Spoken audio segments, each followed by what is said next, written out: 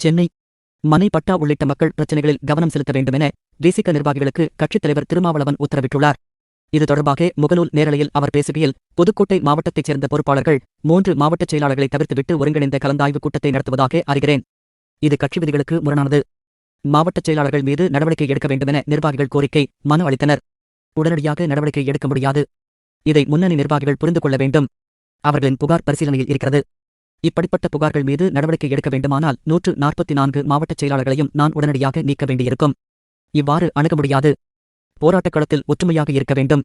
பாதிக்கப்பட்ட மக்களுக்காக போராடும் கட்சிதான் உயிர்ப்போடு இருக்கும். நிர்வாகிகளின் இல்ல நிகழ்ச்சிக்கு என்னை அழைத்துச் செல்வதையே கட்சிப் பணிகள் என நம்பிக்கொண்டிருக்கின்றனர். நாள்தோறும் மக்களை சந்தித்து பிரச்சினைகளை வரிசைப்படுத்தி செயல் திட்டங்களை வரையறுக்க வேண்டும்.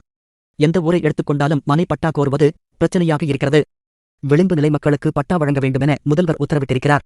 இதுபோன்ற பிரச்சனைகளில்தான் மாவட்ட நிர்வாகம் கவனம் செலுத்த வேண்டும்.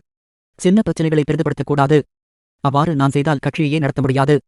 மதச்சார்பின்மை காப்போம் பேரணியின் தீர்மான விளக்க பொதுக்கூட்டத்தை ஜூலை 31 ஆம் தேதிக்குள் தமிழகம் முழுவதும் நடத்தி தலைமைக்கு அறிக்கை அளிக்க வேண்டும் என்று திருமாவளவன் கூறியுள்ளார்.